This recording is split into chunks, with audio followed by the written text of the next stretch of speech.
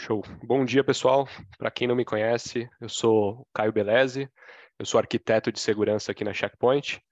Eu sou responsável técnico por uma suíte, uma família de produtos que a gente chama de Harmony, né? Inclusive, hoje no nosso webinar a gente vai abordar um produto que faz parte dessa suíte, que é o Harmony App Protect, né? Não sei se todos conhecem, mas se não vai ser a oportunidade aqui de conhecer.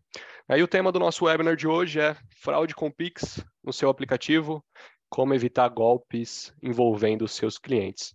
Tá, mas antes da gente entrar direto no tema, só uma breve introdução. Como todo mundo sabe, né, eu acho que isso aqui é de concordância geral, os aplicativos móveis e os celulares, os dispositivos, estão cada vez mais integrados ao nosso cotidiano, né? Eu, particularmente, não consigo mais sair sem meu celular, né? Se eu saio sem meu celular no bolso, eu tenho a sensação de que está faltando alguma coisa, né? De que eu estou esquecendo alguma coisa em casa. Porque no celular a gente tem os nossos aplicativos de banco, então a gente faz pagamentos, né? Recebe dinheiro, em alguns casos. A gente tem nossos dados pessoais, né? Tem gente que praticamente não sai mais com a CNH física na mão, ou carteira de trabalho. A gente tem tudo isso no formato digital, né?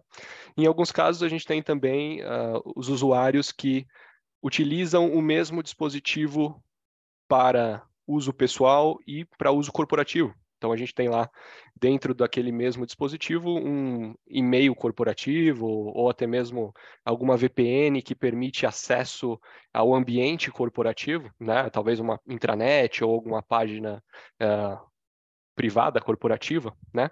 Então, no nosso dispositivo, a gente tem aí um mix de dados, né? Tanto os dados pessoais, financeiros e corporativos.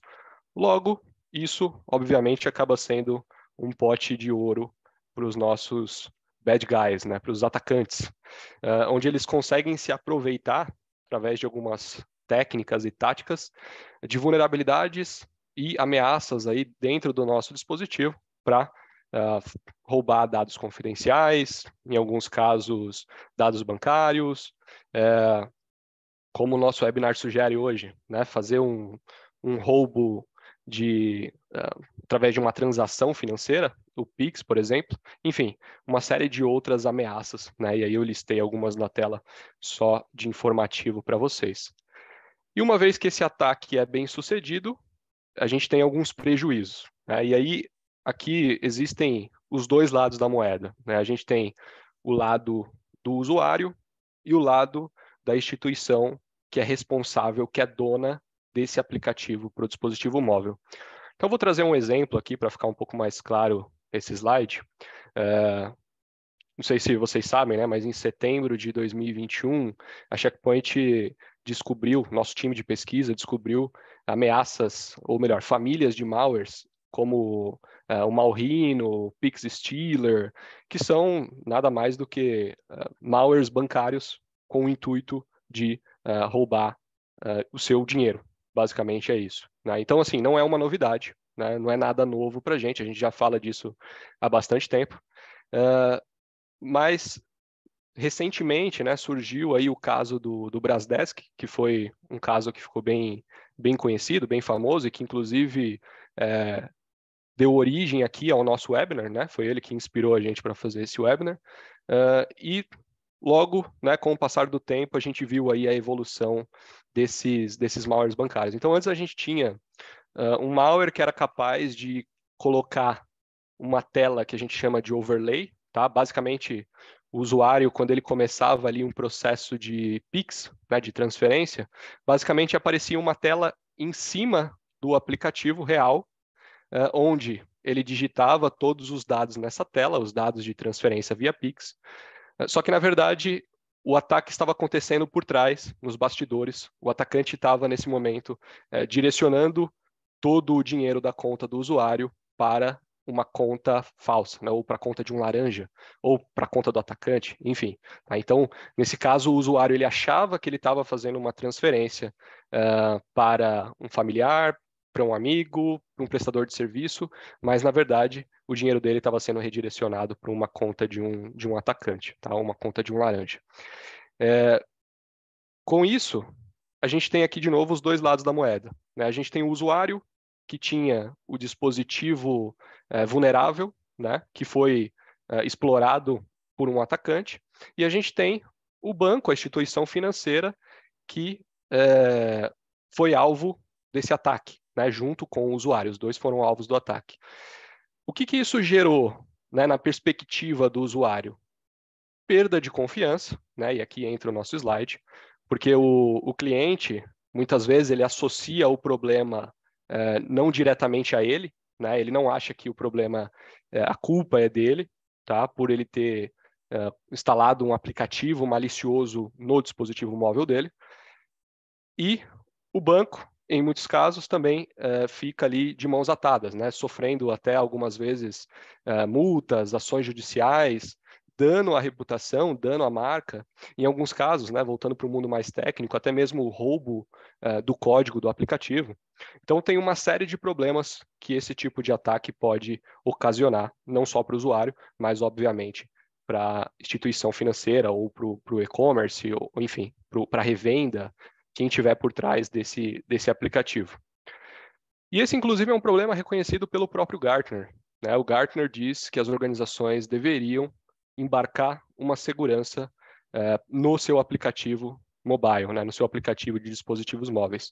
E eu dei o exemplo da instituição financeira, né? Que sofreu aí da fraude do Pix, mas o Gartner generaliza aqui o caso, né? Não necessariamente essa é uma orientação só para os bancos, né? Na verdade, é uma orientação para todo mundo que tem um aplicativo onde você tem um consumidor final, né? Ou seja, onde você tem um dispositivo não gerenciado na outra ponta, que muitas das vezes é um dispositivo vulnerável, um dispositivo que tem algum tipo de ameaça embarcado, né? Então, de novo, não se aplica só para bancos, a gente pode atuar também em e-commerce, revendas, instituições de seguro, de saúde, enfim, etc. E aí alguns dados também que eu peguei do nosso time de pesquisa, né, o Checkpoint Research, do mês passado, de novo, só informativo, só para vocês saberem o que está acontecendo aí no cenário global, no mundo, relacionados a ataque de dispositivos móveis. No mês passado, a gente teve aí um top 3, né? Um deles é o Amit, que é um trojan que, inclusive, já é antigo, foi descoberto em 2017, mas até o momento ele ainda é distribuído para aplicativos Android, né? Ele pode ser encontrado ainda em lojas de aplicativos e até outros sites aí de terceiros. E basicamente, quando o usuário instala esse aplicativo malicioso no seu dispositivo móvel, esse aplicativo é capaz de coletar informações confidenciais do dispositivo, né, e executar algumas ações como keylogin, captura de tela, ativação da câmera, envio de mensagens, enfim, dentre outras. A gente teve também o Anubis, bem explorado aí no mês passado. O Anubis é um malware trojan bancário, tá? Então ele é voltado para instituições financeiras. Ele foi projetado também para celulares Android. E com o passar do tempo ele sofreu algumas mudanças, né? Eles foram melhorando aí o malware. Hoje ele conta com funcionalidades bem similares ao do Amit que a gente acabou de comentar, né? Keylogger, recurso de gravação de áudio e vários outros recursos. E por fim a gente teve o Hidad também, que também é um malware Android, só que o objetivo dele é fazer o que a gente chama de repackage do aplicativo. Basicamente, ele pega ali um aplicativo legítimo, faz um processo que a gente chama de engenharia reversa e consegue criar aí uma cópia desse aplicativo legítimo, obviamente com o seu código alterado, né? E libera isso em uma loja de terceiro. E os objetivos podem ser inúmeros, né? Mas no caso aqui do Idade, o objetivo principal é exibir anúncios para as pessoas que consumirem esse aplicativo. Outro dado que eu achei interessante também foram as técnicas mais utilizadas aí, de acordo com o Mitre, né, para aplicativos móveis maliciosos, né, nos últimos 30 dias. Então a gente teve aí, em primeiro lugar, a tática de exfiltração, né, usando a técnica de criptografia de dados.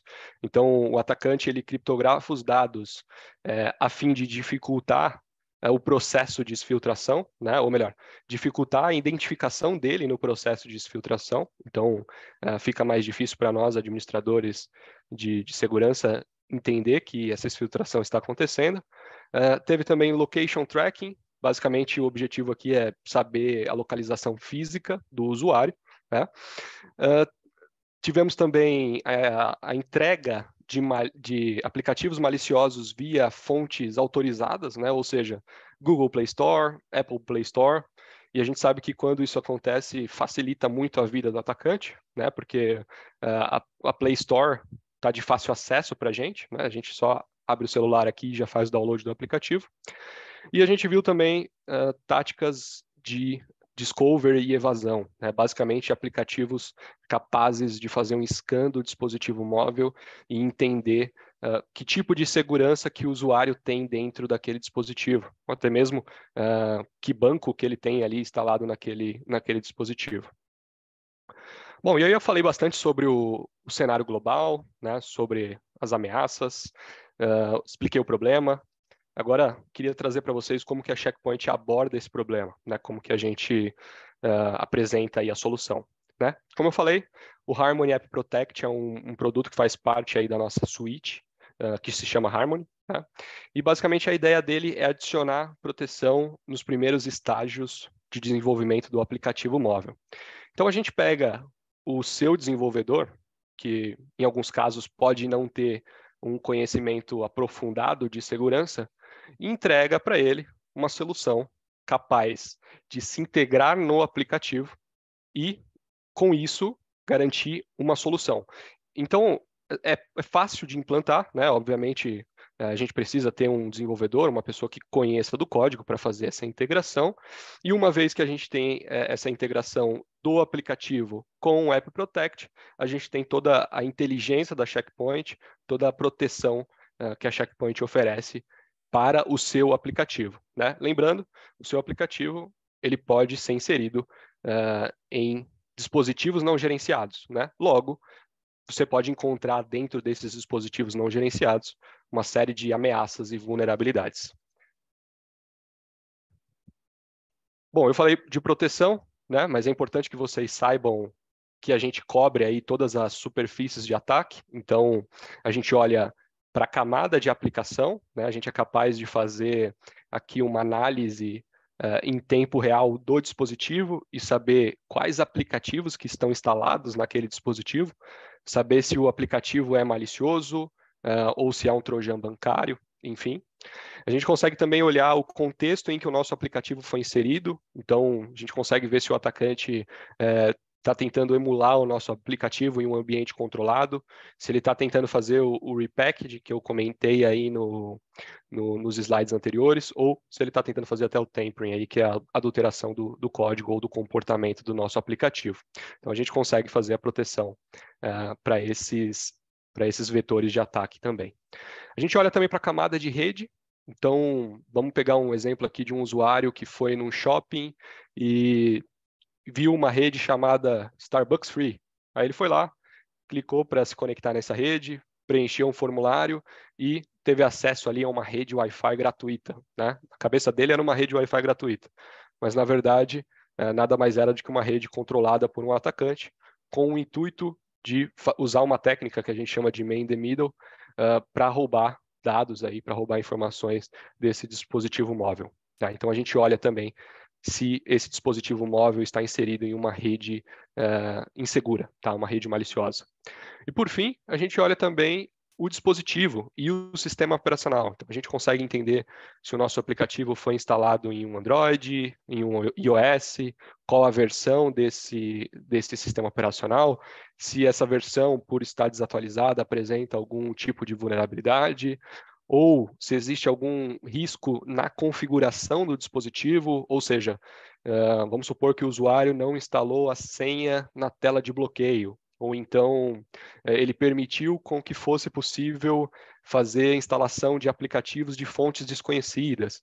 Enfim, uma série de configurações aí que podem gerar uma falha de segurança, né? A gente olha também, caso for um usuário um pouco mais conhecido de tecnologia, né, um pouco mais esperto, e decidiu ali fazer um root, um jailbreak, que pode gerar aí uma série de vulnerabilidades para o dispositivo dele, a gente consegue alertar o aplicativo sobre isso também, e a gente consegue ver aqui o contexto de debugging, né? De novo, é um processo de engenharia reversa, caso o atacante esteja tentando coletar informações aí do nosso aplicativo, do funcionamento do nosso aplicativo. E na prática, como ele funciona?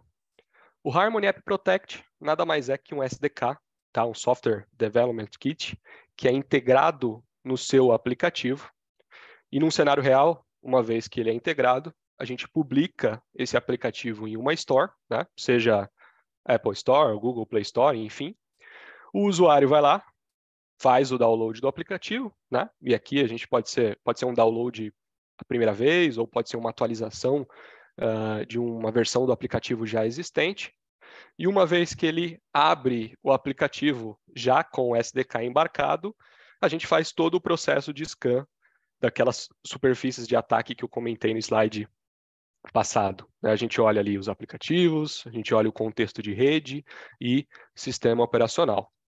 Uma vez que a gente finaliza o scan, é devolvido para o aplicativo um relatório com todas as ameaças, com todas as vulnerabilidades que a gente encontrou naquele celular, naquele dispositivo móvel. E com essa informação em mãos, o aplicativo é capaz de aplicar a lógica do negócio. Tá? Então, a lógica do negócio ela pode ser infinitas possibilidades. Né? Se a gente trazer para o mundo financeiro, né, como a gente estava falando, a lógica do negócio pode ser impedir com que o usuário acesse o aplicativo do banco, ou até mesmo impedir com que o usuário faça uma transferência bancária. Enfim, eu trouxe um vídeo que vai ajudar a gente a entender um pouco melhor isso, tá? E eu vou pausando o vídeo aqui durante a execução para facilitar um pouco a minha explicação.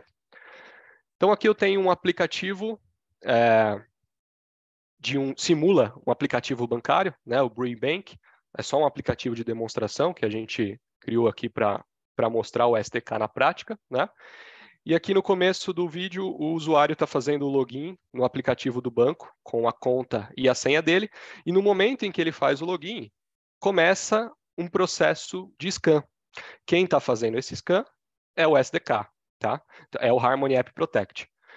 Quando ele finaliza o scan, ele traz o resultado aqui de tudo que foi encontrado. No nosso cenário aqui, a gente está vendo que foi encontrado duas ameaças, né? Duas categorias de risco aqui. Uma delas representa que o usuário não configurou a senha na tela de bloqueio e a outra diz que existe um malware dentro desse dispositivo, né? E ali tem um botãozinho fix, onde o usuário consegue clicar e corrigir o problema. Então ele clicou ali no primeiro fix, ele foi direcionado para a tela de configuração do próprio Android, onde ele consegue definir uma senha na tela de bloqueio, né? Assim que ele finaliza o processo, ele volta para o app do banco e, de novo, o app faz um novo scan e ele identifica que ainda existe uma ameaça que não foi corrigida, que é o malware que está instalado no dispositivo dele. E, de novo, tem um botãozinho de fix, o usuário consegue clicar para corrigir, e, basicamente, o que ele faz nesse momento é desinstalar o aplicativo malicioso. E é feito novamente um terceiro scan, e agora, nesse terceiro scan, é verificado que foi tudo corrigido, tudo 100%. Agora o usuário consegue definitivamente entrar no app do banco. Tá? Lembrando que tudo isso aqui é configurável, né? Todo esse menu, toda essa tela é o desenvolvedor que faz. Então, basicamente, o papel do Harmony é dizer para o desenvolvedor onde está o problema e o aplicativo vai decidir o que fazer com esse problema, né? Ele podia simplesmente ignorar, ele podia deixar o usuário logar no aplicativo bancário e depois dizer que ele não pode fazer uma transferência via Pix até que ele remova aquele malware bancário. Ou eu vou limitar a transferência dele a R$500 até que ele remova aquele malware bancário. Então, de novo, a lógica do negócio são vocês que definem, é o desenvolvedor que define. E o momento do scan também são vocês que definem. Não necessariamente esse scan tem que acontecer no momento em que o usuário se autentica no aplicativo, como foi o caso aqui. Ele podia acontecer no momento em que o usuário abre o aplicativo, ele podia acontecer no momento em que o usuário vai fazer uma transferência, ou então no momento em que o usuário vai finalizar a compra dele no e-commerce, enfim. de novo, e tudo isso é configurável também. E uma vez que a gente tem o nosso aplicativo com o SDK embarcado já instalado no dispositivo móvel, a gente tem visibilidade disso em um portal, né? Para quem já for cliente Checkpoint, provavelmente já conhece esse portal aqui. É um portal que a gente chama de portal Infinity, onde a gente consegue administrar basicamente quase todos os produtos da Checkpoint, e o App Protect não é diferente. Basicamente, aqui nesse portal, a gente tem visibilidade de todos os dispositivos onde o nosso SDK foi instalado, quantos são iOS, quantos são Android, quantos estão comprometidos, né? Então ele traz ali as quantidades, e traz também a relação ali das top ameaças encontradas nesses dispositivos. Então, problemas de configuração, aplicativos suspeitos, malwares, etc. No segundo menu, a gente tem a parte de políticas, né? Aqui a gente consegue determinar o que o SDK vai informar para o aplicativo quando ele encontrar uma determinada vulnerabilidade ou uma determinada ameaça. Então, de novo, o App Protect ele não toma nenhuma ação. Basicamente, o que a gente vai fazer aqui nessa parte de políticas é customizar como que a gente quer que o SDK informe o nosso aplicativo. Então, basicamente, eu posso mandar uma tag lá para o aplicativo falando, ó, encontrou que o usuário não definiu a senha na tela de bloqueio, não faça nada, só logue o evento. Ou então, corrige o problema. Então, basicamente, é nesse momento aqui que a gente define como é que vai ser a comunicação aí entre SDK e aplicativo. E, por fim, dentro do nosso portal, a gente tem também uma parte que auxilia no processo de integração do SDK com o seu aplicativo. Então, tem uma série ali de perguntas e respostas, né? Perguntas frequentes aí que são feitas para o nosso time, e também tem todo o guide, todo o documento de administração e de integração do SDK. Então, está com dúvida de como fazer a integração usando o Android Studio, no caso do Android, né? No caso do iOS, usando o Xcode, tem lá toda a documentação explicando como fazer essa integração. Tá? E caminhando aqui para o final do nosso webinar, eu achei interessante trazer esse slide aqui para reforçar, né? Quem for cliente Checkpoint também provavelmente conhece isso aqui. A Threat Cloud é a nossa base de inteligência, tá? Que é compartilhada entre todos os nossos clientes. Então, caso uma ameaça seja descoberta por um cliente que utiliza Harmony Mobile lá na China, automaticamente essa ameaça vai ser compartilhada com todos os nossos clientes do mundo inteiro. Então, você que usa o nosso SDK aqui no Brasil, automaticamente vai estar protegido. E essa telemetria, essa comunicação entre bases funciona em questão de segundos, tá? Então, é tudo muito rápido. E, por fim, né, eu mostrei ali no portal que a gente coleta alguns metadados, tá? E esse é um ponto importante, a gente não coleta nenhum dado do usuário em si, nenhum dado pessoal do usuário, a gente só coleta metadados desse dispositivo móvel, então logo a gente não infringe nenhuma lei de proteção de dados, na verdade a gente até auxilia em alguns casos a estar de acordo com as leis, tá? Então proteção de dados, GDPR, LGPD, enfim. No caso de setores financeiros, a gente tem o PCI, tem o PSD2, inclusive aqui para o PSD2 existe um artigo lá dele que diz que os aplicativos deveriam fazer um scan do dispositivo para identificar se existe algum aplicativo malicioso. Então, nesse caso aqui, a gente ajuda a estar em conformidade com essa norma, né? E para setores médicos aqui, a gente tem o RIPA. Pessoal, é isso que eu tinha para apresentar para vocês. Espero que vocês tenham gostado do conteúdo, espero que tenha sido proveitoso. E agora eu estou aberto aqui a dúvidas. Deixa eu dar uma olhada aqui no Q&A, o que a gente teve aqui de perguntas. Ô, Guta, você consegue me ajudar com as perguntas? Se você puder me mandar as perguntas, eu vou respondendo aqui.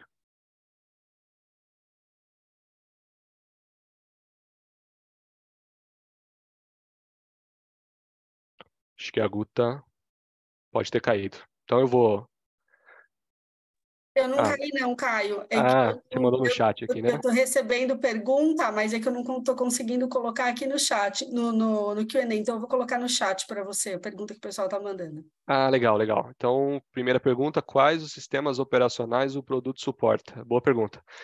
Android a partir da versão 5, tá? Então 5 ou superior, e iOS a partir da versão 10, tá? 10 e superior a gente atende.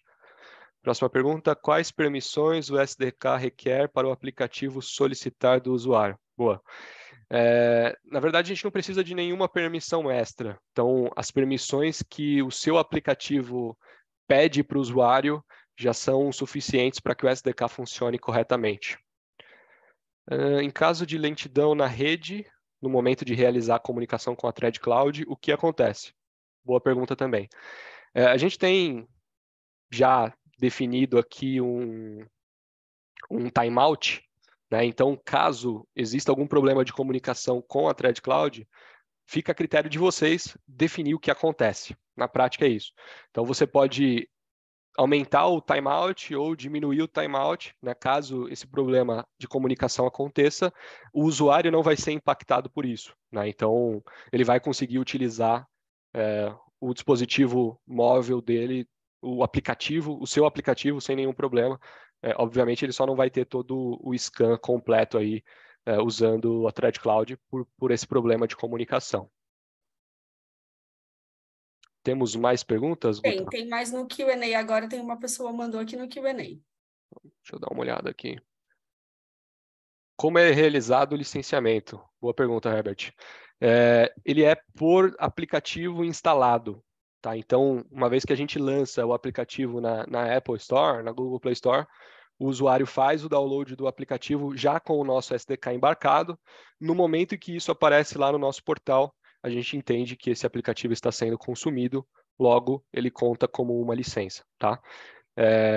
Não existe um bundle, tipo 100 downloads ou 200 downloads, pode adquirir a quantidade necessária e normalmente ele é licenciado por um ano, tá? Mas a gente pode trabalhar caso a caso, projeto a projeto, se a gente precisar de alguma coisa mensal, a gente pode conversar.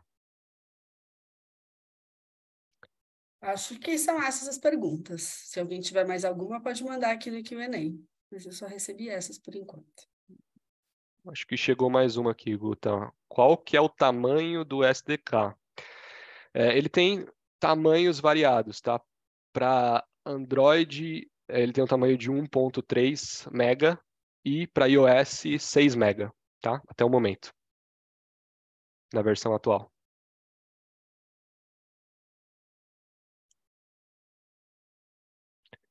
Temos mais perguntas?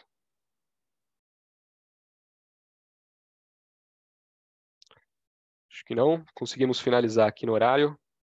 Pessoal, de novo, obrigado pelo tempo de vocês. Foi um prazer estar com vocês aqui nessa manhã e até o próximo webinar. Obrigado, Guta.